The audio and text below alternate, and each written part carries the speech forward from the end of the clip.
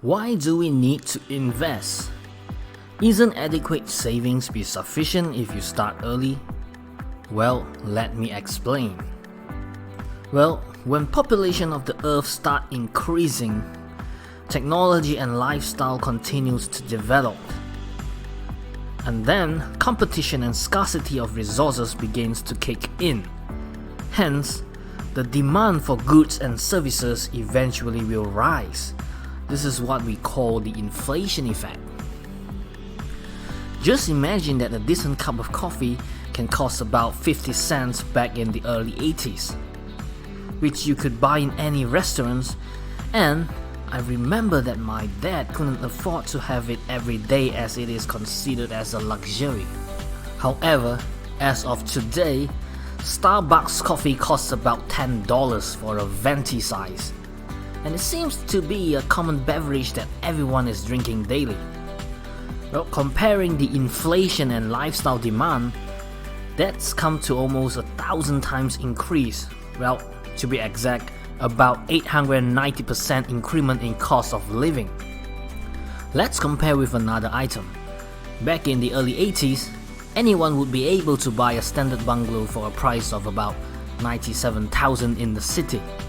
Comparing the year of 2018, a single-story bungalow may cost up to about $789,000, perhaps even a couple of miles away from the city. Now, the same inflation and asset rises applies to many other areas such as goods and services, automotive, mobile devices and communication, etc. etc. However, if you compare the salary wages back in the early 80s and today, based on the average index monthly earnings, a typical executive income only increases about 239%.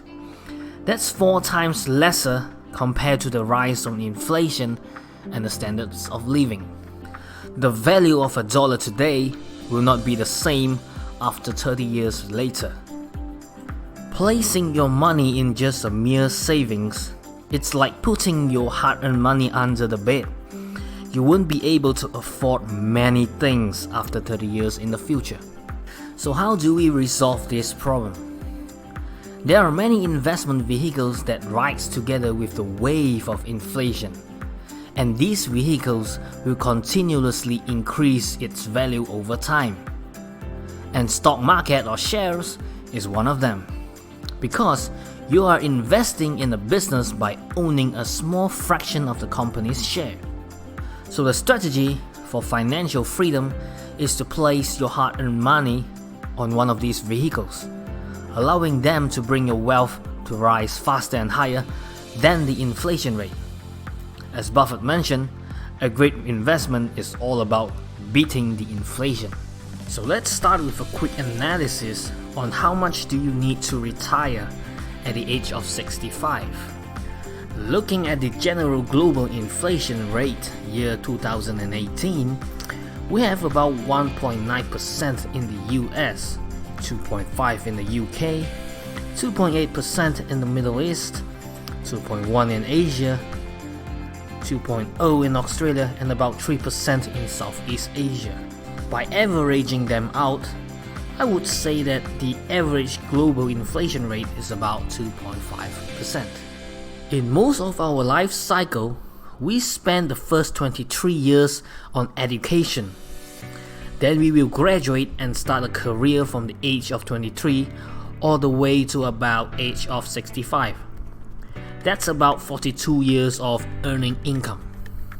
Let's just assume we all retire at the age of 65 and our lifespan is up to 85. Then we have 20 years of retirement without income. Let's just assume we all retire at the age of 65 and our lifespan is up to 85. Then we have 20 years of retirement without income. So let's see how much do you need to save depending on the age that you are at right now. Assuming you would love to enjoy an income equivalent to $5,000 a month as of today in the future at the age of 65. If your age right now is in the early 20s and 30s, you need to have about 5.7 million when you reach the age of 65 in order to enjoy an income equivalent to $5,000 a month as of today in the future. You need 3.7 million for those of us who are at the age between 30s and 40s. And if you reach the age of 40 and 50, you need 3.1 million. And finally, if you are at the age of 50 and above, you probably need about 2.6 million right now before you reach the age of 65. This calculation is solely based on the global inflation rate, assuming that you only need about $5,000 worth of income a month in the future. If you need about $10,000 a month, simply just multiply the amount you need to save by 2 or vice versa. So based on your current saving, will you be able to save between 2.6 to 5.7 million when you reach the age of 65?